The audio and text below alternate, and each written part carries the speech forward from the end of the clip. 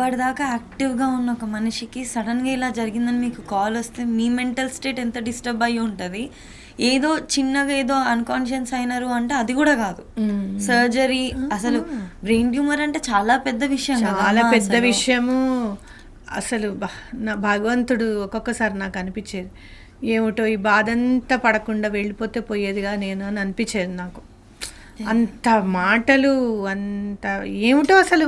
ఒకళ్ళకి కష్టం అసలు నాకు అర్థం కాని విషయం ఏంటి అంటే, కష్టం వస్తే ఆ కష్టం నుంచి వీలైతే బయటికి తీసుకురారా బాబు. అవును. లేదంటే మాటలేదు silent గా ఉండాలి. కామ్గా ఉండు. ఆ కష్టం, ఈ కష్టం కంటే ఈ మాటలు వినే పరిస్థితి వచ్చిందన్న కష్టం ఇంకెక్కువ. అవును. ఒకడొచ్చి నీ కూతుర్లకు నేను పెళ్లి చేయను అంటాడు ఒకడు. ఎవరు అడిగారు? చుట్టాల్లో ఒకడొచ్చి కారు అమ్మేసేయండి, ఇంకా వాడు నడపలేడు కారు అంటాడు ఒకడు. ఈ నాకు ఒక్కొక్కసారి మెంటల్ ఎక్కుతుంది, నిజంగా చెప్తున్నాను కదా.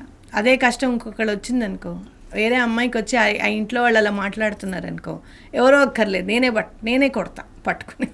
ఏమిట్రా అమ్మాయిని అంత బాధ పెడుతుంటే నువ్వేమిట్రా మాట్లాడుతున్నావు అని చెప్పి చాలా బాధ అనిపిస్తుంది తెలుసా.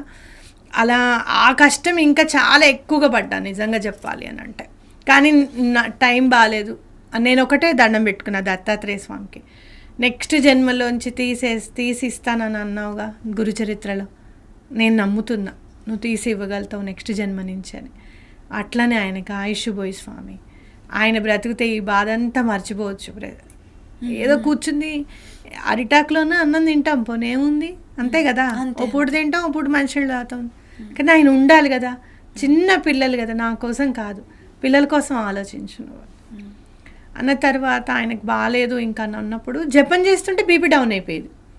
నేను ఏమన్నా రక్షిద్దాము, ఆయనంతా కాపాడుకుందామని జపం చేస్తుంటే ఇంకా బీపీ డౌన్ అయిపోయేది. బాబాయ్ ఏం చేయకుండా ఉంటే కొంచెమన్నా నార్మల్గా ఉండేది. దేవుడు అసలు ఇలా ఎందుకు జరుగుతోంది అని అనుకున్నప్పుడు స్వామి నా వాయిస్ నాకు వినిపిస్తుంది, నా వాయిస్లోనే వినపడుతుంది నాకు. ఆయుష్ అడిగావు, 11 ఏళ్ళు ఇచ్చాను, ఇంకొదిలే, అన్నీ ఇచ్చాను, ఇంకొదిలేయి అన్నారు. అట్లానే వదిలేస్తాను, ఇంకా ఏం చేస్తాను. ఆయన ఉండి ఆయన సఫర్ అవుతూ ఉంటే చాలా ఇబ్బంది, ఇంకా చాలా బాధపడిపోతారు. ఆ పెయిన్ చూడలేము, అండ్ ఆ పెయిన్ ఇస్తున్నందుకు ఆయనకు కూడా సెల్ఫ్గా ఇంకా బాధ. నేనేం తప్పు చేశానని భగవంతుడు నన్ను ఇంత శిక్షిస్తున్నాడు అనేది ఆయనకి వచ్చేసింది థాట్. ఉన్న వాళ్ళందరికీ కూడా ఈ పని చేశాడు, అందుకనే ఈ ప్రాబ్లంలో పడ్డాడు. ఇక మనం అంటే పడని వాళ్ళు ఉంటారు కదా, మాట్లాడే వాళ్ళు ఉంటారు. బయట వాళ్ళందరికీ నచ్చుతామమ్మ మనం ఎప్పుడు కూడా. ప్రతి మనిషి జీవితంలో ఇది ఉండేదే. బయట వాళ్ళకి అందరికీ నచ్చుతాం మనం, ఎందుకో ఇంట్లో వాళ్ళకే నచ్చం. ఒక్కొక్కసారి నాకు అనిపిస్తుంది శత్రువులు ఎక్కడో లేరు, ఇంట్లోనే ఉన్నారు అని ఏదో డైలాగ్ ఉంటుంది సార్, అది నిజం, వాస్తవం అనిపిస్తుంది. ఒక్కొక్కరి జీవితంలో ఆ శత్రువులు అక్క కావచ్చు, ఆ శత్రువులు తల్లి కావచ్చు, తండ్రి కావచ్చు, తమ్ముడు కావచ్చు, ఏదో ఒక రూపంలో మాత్రం శత్రువులు ఉంటారు ప్రతి మనిషికి జీవితంలో, అది మాత్రం పక్కా. మీరు ఆల్రెడీ ఫేస్ చేస్తుందే కొన్నంత అంటే వచ్చి ఇంకా మెంటల్ ప్రెషర్ పెట్టడం ఏదైతే ఉందో వాళ్ళ మనస్సాక్షిగా అనిపించాలి. మనస్సాక్ష ఎవరికి ఉంటుందమ్మా? బాధ పెట్టే వాళ్ళకి మనస్సాక్షి అనేది ఉండదు అస్సలు. నేనైతే అవి పడి ఇంక నేను ఒకటే అనుకున్నాను, వాళ్ళకి ఆయనకే అప్పచెప్తాను, ఆయన ఏం చేస్తాడు ఆయన ఇష్టం. నేనేం తప్పు చేశాను అనేది నాకైతే తెలియదు. కొన్ని విషయాల్లో నాకు అనిపిస్తుంది అనమాట, ఇలా ఎందుకు చేస్తున్నారు, మనం ఎందుకు గట్టిగా అడగకూడదు అని అనిపించిన సందర్భంలో కూడా నేను గట్టిగా అడిగినా కూడా డౌట్ అడుగుతున్నట్టుగా అడుగుతాను. ఇది ఎందుకండి ఇలా చేశారు అని అడుగుతాను, కానీ ఎందుకే ఇలా చేసావు అని అడగను. నా వే ఆఫ్ అంటే నాకు చాలా బాధ పెట్టిన వాళ్ళని కూడా బాధ పెట్టకుండానే మాట్లాడతాను నేను. బట్ నేను ఏది అడగాలనుకున్నానో ఖచ్చితంగా అడుగుతాను, ఇలా ఎందుకు ఇది అయింది అని చెప్పి ఖచ్చితంగా అడుగుతాను. అది కూడా భగవంతుడు ఇచ్చిన వరంగానే భావిస్తాను. సో అట్లా మనని ఇబ్బంది పెట్టే వాళ్ళు చాలామంది ఉంటారు. ఎట్లా బయటకు రావాలి, ఇట్లా హస్బెండ్ పోతే ఆడది ఎలా బయటకు రావాలి అని అంటే కనుక, మీ చుట్టూ ఉన్న వాళ్ళ మాటలు వినకండి, మీ మనసుకి ఏమనిపిస్తుందో అదే చేయండి. ఇప్పుడు నా మనసుకి అనిపించింది నేను పెట్టుకోవద్దు కుంకుమ, పసుపు కుంకుమ లేదని అనుకున్నాను, నేను పెట్టుకోను అనుకున్నాను, మా చెల్లెలతో కూడా నేను లేదక్క కొంచెం లేదమ్మా నేను పెట్టుకోను, అవన్నీ వేరు, అవి కాకుండా ఇంకేమన్నా మాట్లాడు అని చెప్పి చెప్తాను ఖచ్చితంగా. అట్లా మీ మనసుకి ఏదనిపిస్తే అదే చేయండి. అంతే. విపరీతంగా ఏడిపించే మొగుడు ఉన్నాడు అనుకో, ఫర్ సపోజ్ చెప్తున్నా, ఉండే కంటే పోవడం బెటర్రా బాబు అని అనుకున్నారు అనుకో, నేను ఎందుకు వదిలేయాలి పసుపు కుంకుమలు, నేను చిన్నప్పటి నుంచి నేను తెచ్చుకున్నాను అని మీకు అనిపిస్తే ఖచ్చితంగా పెట్టుకోండి. భగవంతుడిని మీరు అర్చించడానికి, మీరు పూజ చేయడానికి అవన్నీ ఏమి అడ్డు రావు, అవునా కదా? సో ప్రత్యేకంగా హస్బెండ్ని దూరం చేసుకున్న వాళ్ళకి నేను ఏం చెప్తాను అంటే, మీ మనసుకి ఏదనిపిస్తే అది చేయండి. నేను ఇప్పుడు రెడీ అవ్వలేదనుకో, అసలు ఎంతమంది డౌన్గా అయిపోయారు తెలుసా? నా మొబైల్లో మినిమం ఒక 1000 మెసేజ్లు ఉన్నాయి.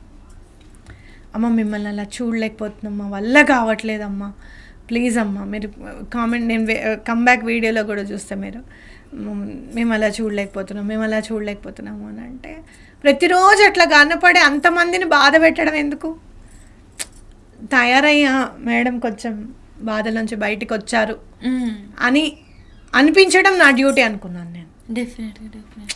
పిల్లలు కూడా అమ్మ కొంచెం పర్వాలేదు, తిరుగుతుంది, నలుగురిలో పడింది, ఇంకా మనం చదువుకోవచ్చు, అమ్మ దగ్గరే ఉండక్కర్లా, ఇంకా అమ్మ కాస్త బాధపడినా మన దగ్గర బాధపడుతోంది, ఎప్పుడు అలా మరీ డౌన్ అవ్వట్లేదులే అన్న ఫీలింగ్ పిల్లలకు కూడా రావాలి. లేకపోతే వాళ్ళు చదువుకోవాలి కదా, పొద్దుస్తమా నేను ఏడుస్తున్నా కళ్ళ నీళ్ళు తుడుస్తుంటే ఇంకా వాళ్ళ జీవితం వాళ్ళ బోల్డ్ ఉంది, అవునా కాదా?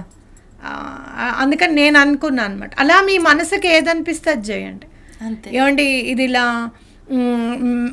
వాళ్ళు ఏదో అనుకుంటారని చెప్పి నేను ఆగాను అనేది మీ మనసులోంచి తీసేసేయండి.